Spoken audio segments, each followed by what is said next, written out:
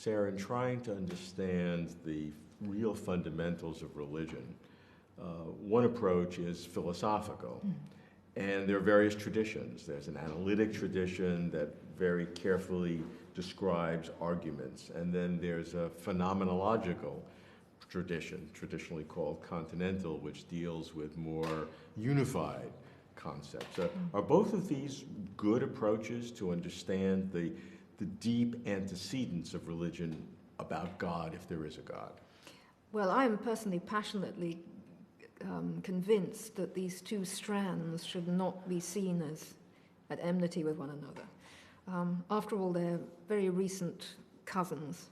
The continental tradition in philosophy, so-called, only goes back to the beginning of the 20th century when it departed from the analytic. They both have antecedents in modern philosophy, especially in the Kantian tradition. And I think they both have strengths. They're complementary strengths.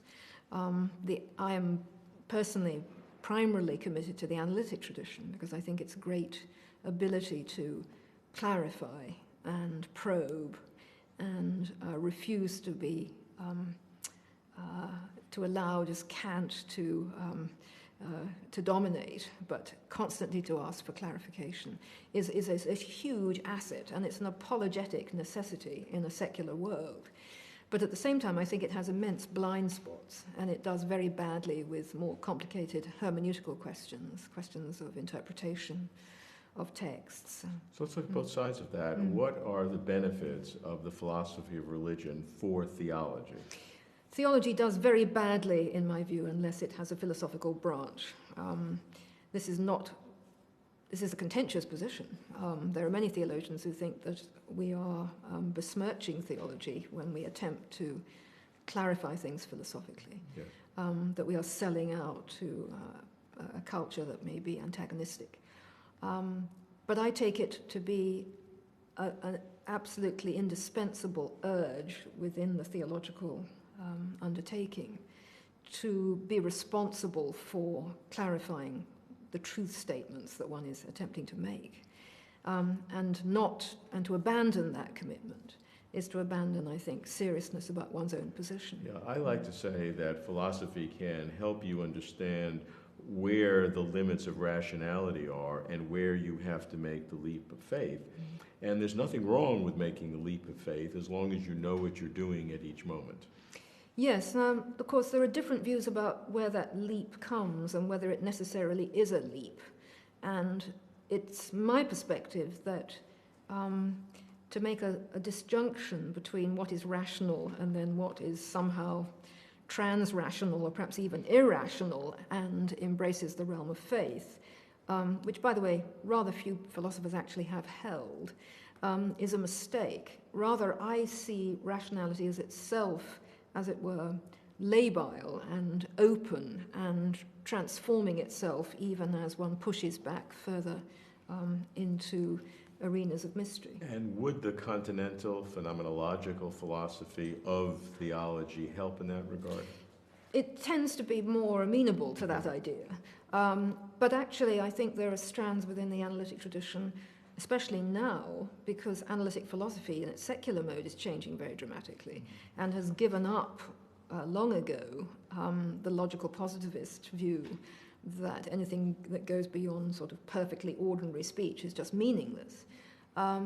Therefore, analytic philosophy is also very helpful in this realm. And indeed, I mean, some of the most interesting developments in contemporary philosophy, secular philosophy, are involving the analytic tradition re-examining itself and wondering whether it needs to develop new forms. And many of such philosophers call themselves post-analytic now. What about the other side? What about the areas of philosophy, analytic and continental, that are detrimental, that don't work with theology, that have a clash? I like clashes. I think clashes are important. That's why I'm talking to you. Yeah. I think there's nothing more important than being challenged in one's faith. I don't mind a bit if someone tells me that I'm being irrational or meaningless in what I say about God, because I think I have to give an account of myself. It's part of my responsibility, not just as a theologian, but as a Christian in general. So the more that there is genuine, questing, critical debate, the better I like it.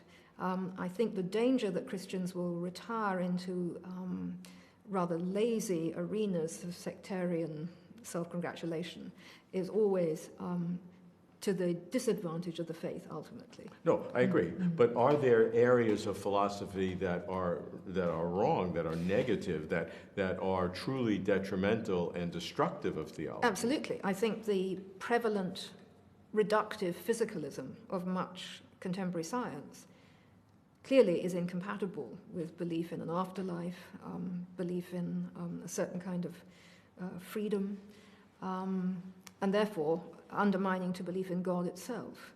So one has to go out to battle. There are the sort of defeating the defeaters arguments that have to be had by theologians.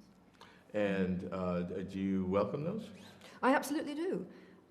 How else can one have a quest for truth?